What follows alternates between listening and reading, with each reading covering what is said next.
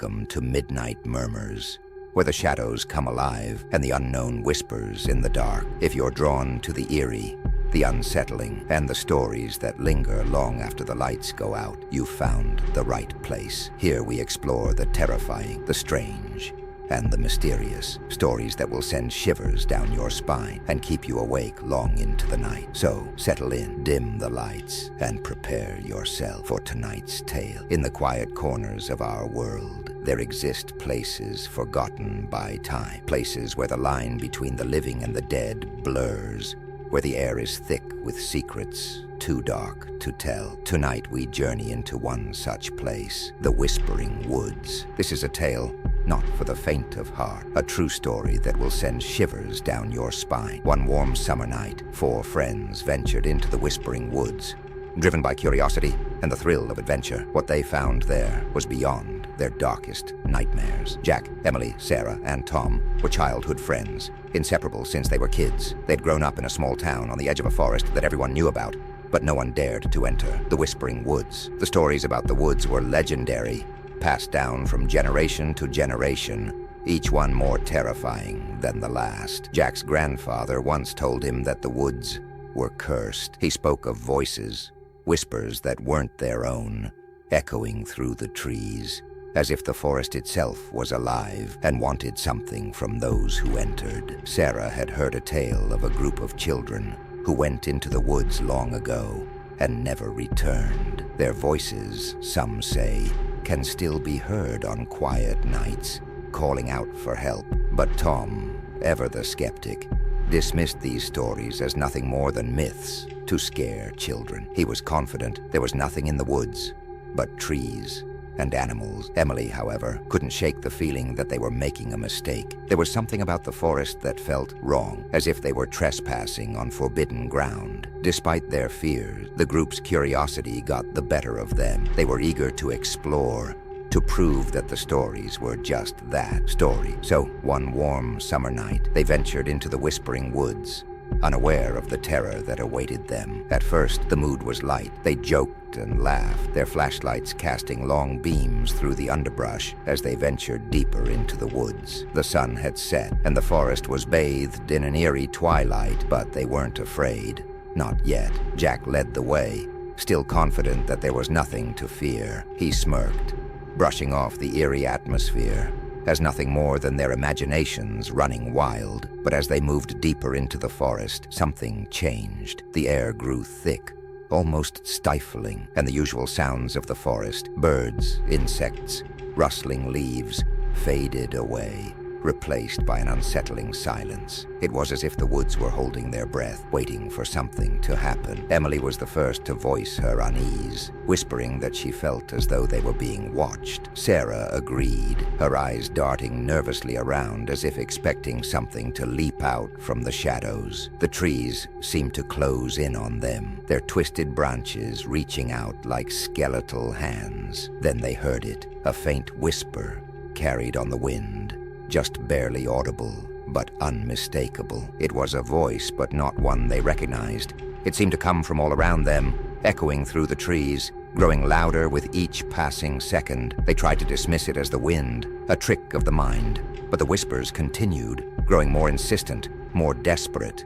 They pressed on, determined to reach the heart of the forest, but the feeling of unease grew with every step. The path they had followed seemed to disappear, swallowed by the darkness, and the whispers became a chorus of voices, speaking in a language they couldn't understand. As the night wore on, the forest seemed to close in around them. The trees, once just a backdrop to their adventure, now felt like towering sentinels, watching their every move. The path they had been following disappeared, swallowed by the darkness, and the whispers had become a cacophony of voices, each one more insistent, more desperate than the last. Emily was the first to panic, insisting they needed to turn back. Sarah agreed, her voice trembling as she pointed out that the path was gone, as if it had never existed. Jack tried to keep the group calm, but even he couldn't hide the fear creeping into his voice. And then they saw it, a figure barely visible through the dense trees,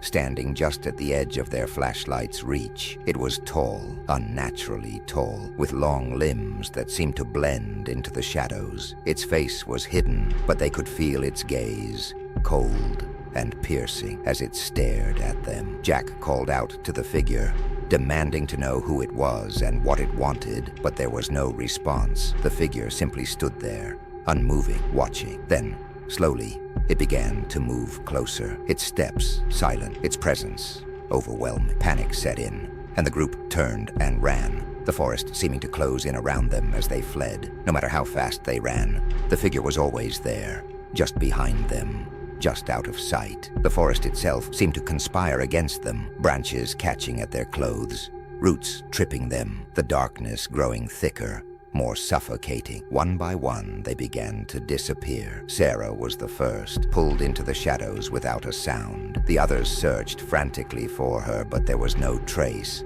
Only the whispers, louder now as if mocking their efforts. Tom was next, his scream echoing through the trees before it was swallowed by the forest. Jack and Emily were alone now, their fear overwhelming as they realized they were being hunted by something beyond their understanding. In the end, it was Emily who found the path again, but by then, it was Emily who found the path again, but by then, it was too late. Jack, the last of her friends, had vanished into the darkness, leaving her utterly alone. The once familiar trail was now twisted and unfamiliar, the forest seeming to shift and change with every step she took. The whispers, now a relentless torrent, filled her ears, each voice pleading, crying, or cursing, driving her to the edge of madness. But Emily pressed on, fueled by a desperate hope that she could still escape, that she could survive where her friends had not. As she stumbled through the woods,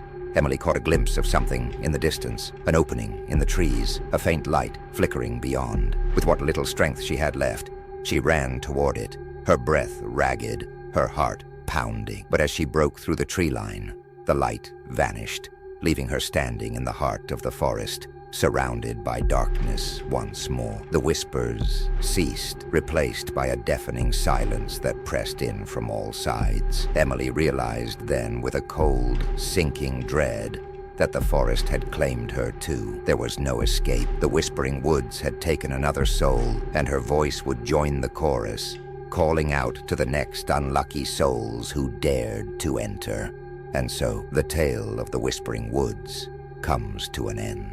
But remember, in the quiet of the night, when the wind rustles the leaves and shadows dance on your walls, the stories we share here might be closer than you think. Thank you for joining me tonight on Midnight Murmurs. If this story sent chills down your spine, be sure to like, share, and subscribe to stay tuned for more unsettling tales. And if you dare, leave a comment below. What would you do if you found yourself lost in the whispering woods? Until next time, keep your lights on and your mind open, because you never know what might be lurking in the dark.